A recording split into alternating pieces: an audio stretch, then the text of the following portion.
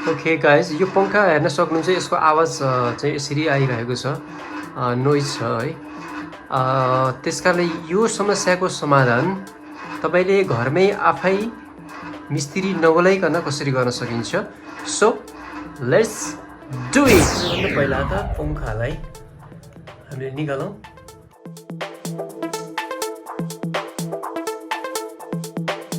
यसलाई हामीले चाहिँ खोल्छौँ र यो भित्रपट्टि रहेको जुन दुईवटा बेरिङ रहेको छ र यो बेरिङमा कुनै न कुनै खराबी भएको कारणले गर्दा यस्तो आवाज आएको हुनसक्छ सो हामी यसलाई चेक गर्छौँ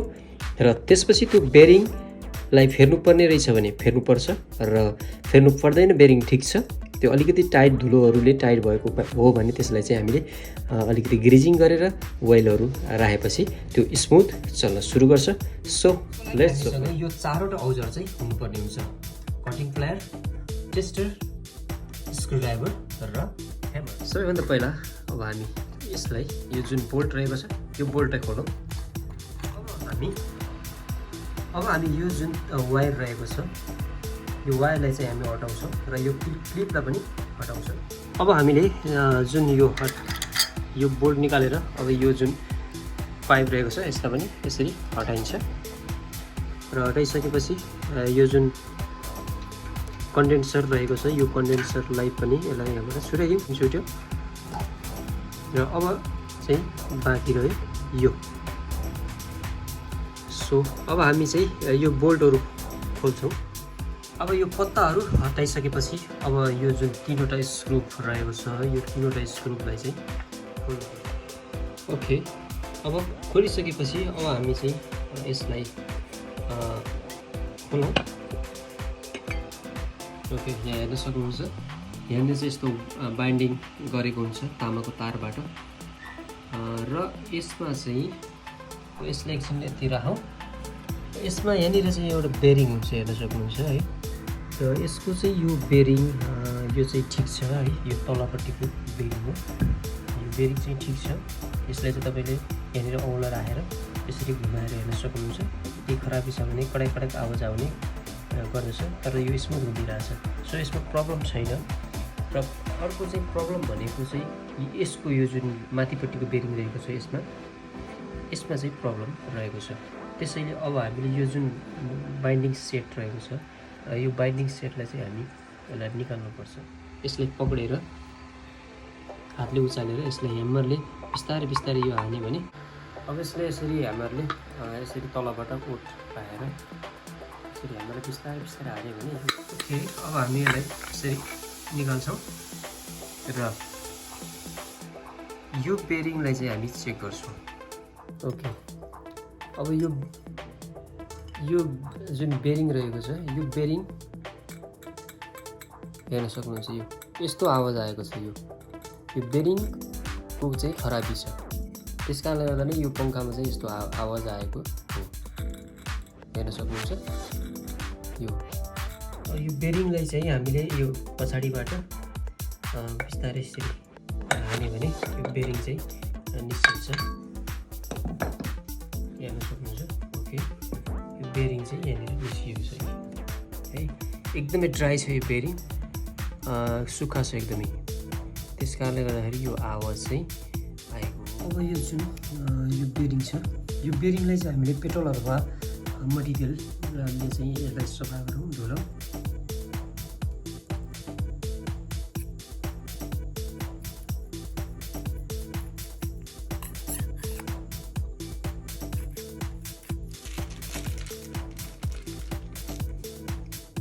यो ग्रिज चाहिँ यसरी हाल्छु यहाँ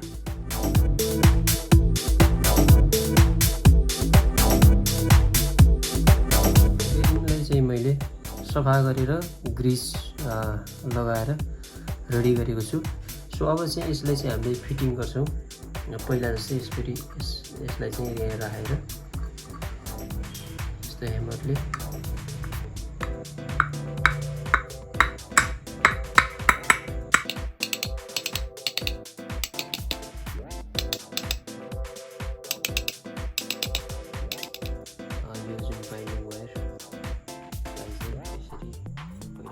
जस्तै तरिकाले हाल्ने तारै ठोक्ने मजियो ओके अब यसलाई चाहिँ यहाँनिर यो स्प्रिङ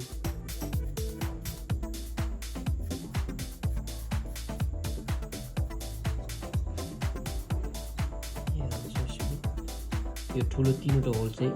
मिल्नुपर्छ किनभने यहाँ पनि 3वटा होल छ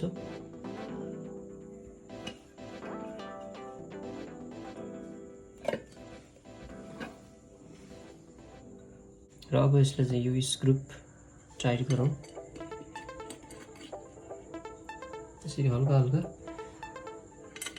पुरै एकैचोटि एउटा स्क्रु चाहिँ मात्रै एकैचोटि टाइट गर्नु हुँदैन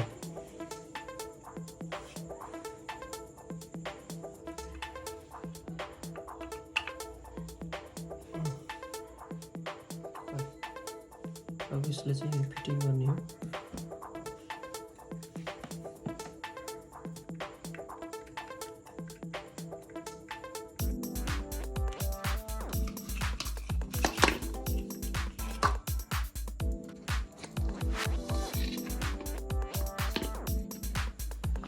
अब मेन चाहिँ यो वायरहरूको सप्लाईको बारेमा चाहिँ अलिकति छ सेन्सिटिभ छ यो चाहिँ जस्तो यो जुन कन्डेन्सर रहेको छ यो कन्डेन्सरबाट आएको 2टा वायर हुन्छ यो 2टा वायरलाई तपाईँले यहाँनिर जुन पहेँलो र कालो र पहेँलो दिएको छ यो 2टामा चाहिँ यो कन्डेन्सरको 2टा तार जोडिहाल्ने सुरुमा जस्तो थियो त्यस्तै जोडिदिनु होला अनि यो रातो वायर छ यो रातो वायरलाई चाहिँ यो सबभन्दा पहिले यहाँ माथि दियो यसरी अनि यसलाई चाहिँ यहाँ जोड्यो र यसलाई फेरि यहाँ जोड्दियो रातोलाई यहाँ अलि यताउति भने र यसरी जोडिएको छ यो चाहिँ है जुन कन्डेन्सरबाट आएको यो 2टा तारलाई कालो र पहेँलोमा जोडिएको छ र रातो तारलाई चाहिँ माथिपट्टि सिङ्गल जोडिएको छ र यो चाहिँ सप्लाई हो यो जुन यो तार यो माथिबाट आउँछ हाम्रो पङ्खामा जोडिन्छ मेन सिलिङको यो तार चाहिँ यहाँ आएको छ अब यो वायरलाई चाहिँ हामीले यहाँनिर सिङ्गल एउटा यसमा र एउटा चाहिँ यसमा गरेर यसलाई चाहिँ हामीले सप्लाई दिन्छौँ ओके अब यसलाई पनि त्यसरी नै यो तलपट्टिकोमा है यहाँनिर हेर्न सक्नुहुन्छ यो 2टा पोर्ट रहेको छ सप्लाईको लागि यसबाट चाहिँ हाम्रो पावर बिजुली आउँछ पङ्खामा सिलिङको रडलाई झुन्डाउनको लागि यो चाहिँ यस्तै आउँछ यसरी यो नट हो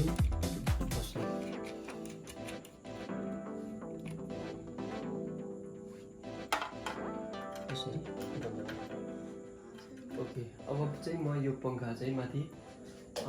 जोड्छु कनेक्सन गर्छु अब चाहिँ यो पङ्खा फिटिङ भएको छ अब यसलाई चलाएर हेरौँ अब हेरौँ यो पङ्खाको आवाज चाहिँ अहिले आएको छैन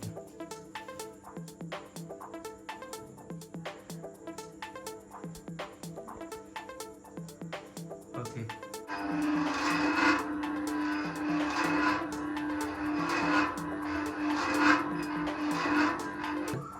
अहिले स्लोमै चलिरहेको छ यो पङ्खा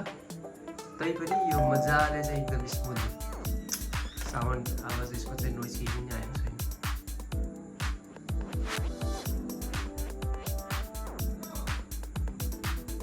ओके सो आजको काम चाहिँ एकदमै सक्सेस भएको छ गरेको कारणले गर्दाखेरि यो स्मुथै चलिरहेको छ so thanks for watching this video यसरी तपाईँले पनि आफ्नो चाहिँ पङ्खामा त्यस्तो आवाज आएको छ भने आफै यसरी चाहिँ मर्मत गर्न सक्नुहुन्छ